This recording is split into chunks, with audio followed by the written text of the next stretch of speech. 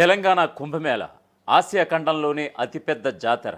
Yes, Medaram జాతరలో నిజంగా వ్యాపారస్తులు అక్కడికి వచ్చినటువంటి భక్తుల్ని నిలువు దోపిడీ చేస్తున్నటువంటి పరిస్థితి. నిజంగా సమ్మక్క సాక్షిగా అక్కడ ఉన్నటువంటి వ్యాపారస్తులు వస్తున్నటువంటి కొన్ని లక్షలాది మంది భక్తుల్ని ఆసరగా చేసుకుని చాలామంది లూటీ చేస్తున్నటువంటి నిలువు దోపిడీ చేస్తున్నటువంటి పరిస్థితి.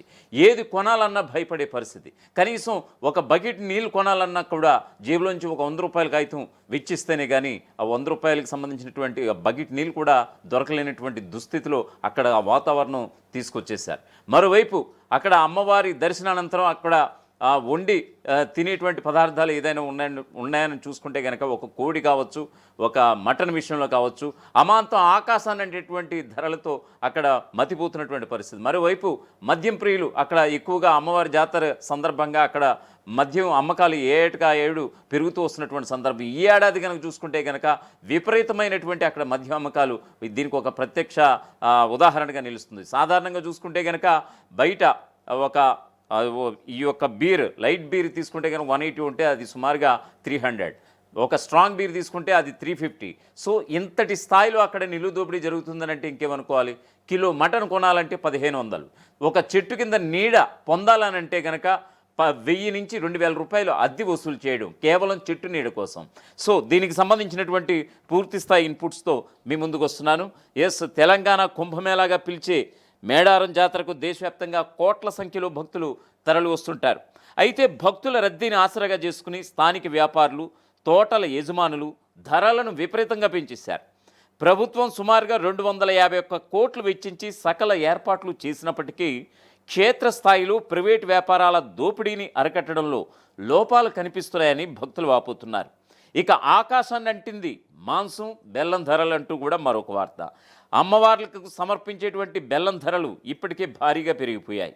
ఇక మొక్కుల కోసం వినియోగించేటువంటి కోళ్లు కావచ్చు, మేకల ధరలు కావచ్చు రెట్టింపు అయిపోయాయి. బయట మార్కెట్లో 180 రూపాయలు ఉండే బ్రాయిలర్ కోడి ధర మేడారంలో 350 రూపాయలు పలుకుతోంది. ఇక లైవ్ మేకపోతు ధర కిలో 1000కి చేరగా మటన్ ధర ఏకంగా 1500 వరకు వసూలు చేస్తున్నారు. ఇక నాటుకోడి ధర అయితే ఇంక మరీ చూడాల్సిన అవసరం లేదు, సుమారుగా 1000 రూపాయల మార్కులను దాటిస్తుందట.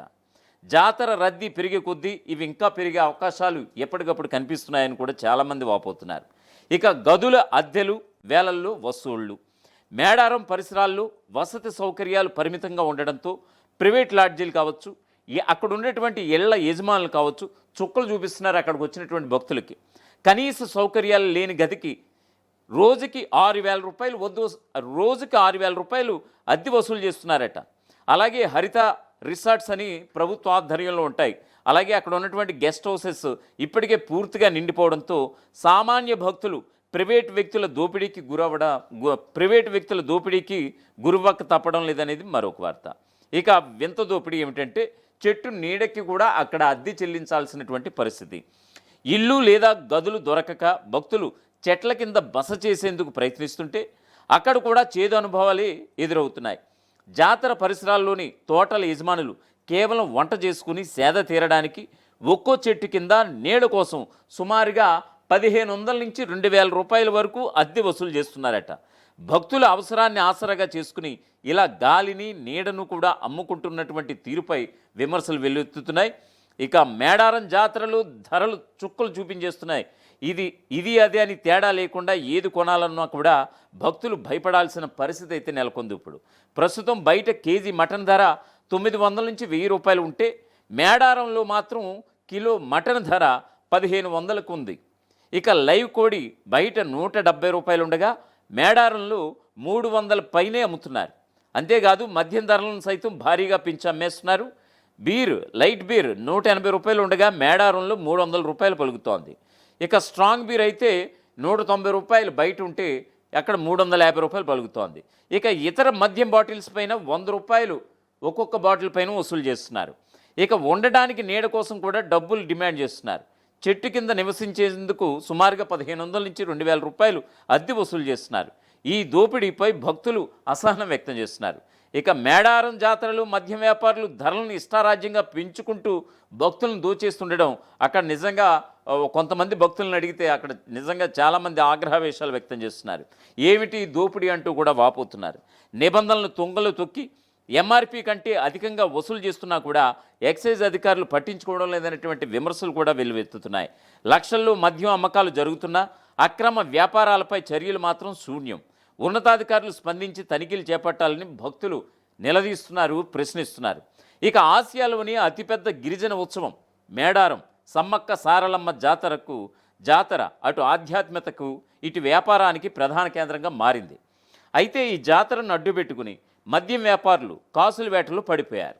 మందుబాబుల డిమాండ్ను ఆసరాగా చేసుకుని సిండికేట్లుగా ఏర్పడి ఇష్టారాజ్యంగా ధరలు పెంచుతూ సామాన్యుల జేబులకు చిల్లు పెడుతున్నారు. నిబంధనల ప్రకారం విక్రయాలు సాగాల్సిన చోట బహిరంగంగానే దోపిడీ జరుగుతున్నా ఎక్సైజ్ అధికారులు పట్టించుకోవడం లేదనేటువంటి విమర్శలైతే వెల్లువెత్తుతున్నాయి. ఇక జాతర దృష్ట్యా ఎక్సైజ్ శాఖ మేడారం పరిసరాల్లో 22 తాత్కాలిక మద్యం దుకాణాలకు అనుమతులు మంజూరు చేసింది. 9 రోజుల పాటు సాగే ఈ విక్రయాలకు గాను రోజుకి 9,000 రూపాయల చొప్పున ప్రభుత్వం లైసెన్స్ ఫీజు వసూలు చేస్తోంది. దీని ద్వారా ప్రభుత్వ ఖజానాకు గట్టిగా ఉంటే 18 లక్షల ఆదాయం సమకూరబోతుందని గణాంకాలే చెబుతున్నాయి. అయితే ఈ లైసెన్స్ దుకాణాల కంటే ముందే వందలాది బెల్ట్ షాపులు, హోటల్సు, అలాగే కిరాణా దుకాణాలు జాతర ప్రాంతంలో వెలవడం నిజంగా ఒకంత విడ్డూరంగానే ఉంది.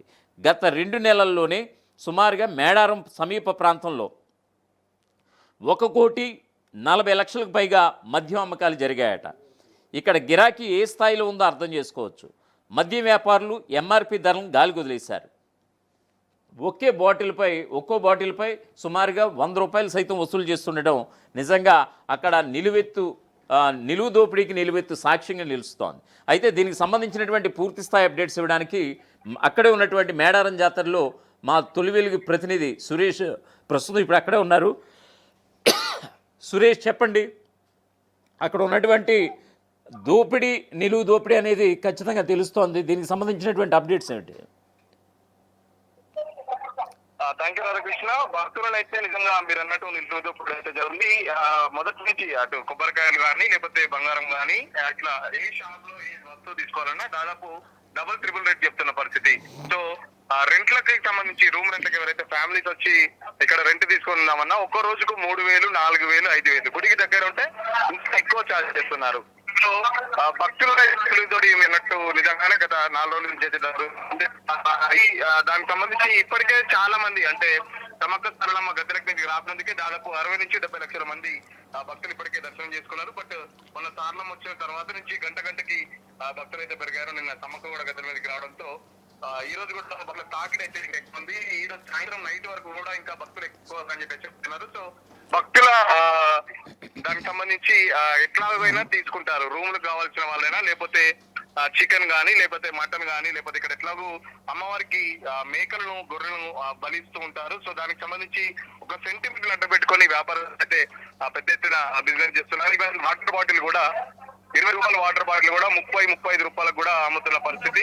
సో ఏ వస్తువు తీసుకున్నా టిఫిన్స్ కానీ లంచ్ కానీ లంచ్ అయితే దాదాపు 180 నుంచి 200 రూపాయలు ఒక ప్లేట్ మీల్స్ అయితే చార్జ్ చేస్తున్నారు. టిఫిన్స్ కూడా దాదాపు ఏ ప్లేట్ తీసుకున్నా 50 నుంచి 60 రూపాయలు. సో ఇట్లా ఒక కుటుంబం వస్తే మాత్రం దాదాపు వాళ్ళకు ఒక 10 నుంచి 20 వేల వరకు ఒక 2 రోజులున్న 10 నుంచి 20 వేల వరకు ఖర్చు వచ్చి లెక్కలైతే మేడారంలో ఛార్జీలు అయితే ఉన్నాయి. బస్సులు ఇప్పటికైతే మహిళలకు సంబంధించి ఫ్రీ బస్సులు అయితే ఇస్తున్నారు. సో బస్సులో వచ్చిన వాళ్ళకు కూడా పురుషులకు సంబంధించి కూడా 50% అదనంగా కొడుతున్నారు. సో ఇట్లా మేడారంకి వచ్చే ముందు మేడారం వచ్చిన తర్వాత కూడా భక్తులు అయితే నిలువు దోపిడీ గురవుతున్నారు. అధికారులు కానీ మంత్రి ఇక్కడ లోకల్ ఎమ్మెల్యే సీతక్కకు సంబంధించి కానీ ఎవరు అసలు పట్టించుకోవట్లేదు. ఒక ధరల నియంత్రణ అయితే ఎక్కడా లేదు. కేవలం ఏమనంటే మేము బతికేదే 2 సంవత్సరాలకు ఒకసారి బతుకుతాము, జాతరకు వచ్చిన వాళ్ళు ఆ మాత్రం ఖర్చు పెట్టరా అని చెప్పేసి ఈవెన్ భక్తుల మీదకి దాడి చేసిన పరిస్థితి కూడా చూస్తున్నాం వ్యాపార.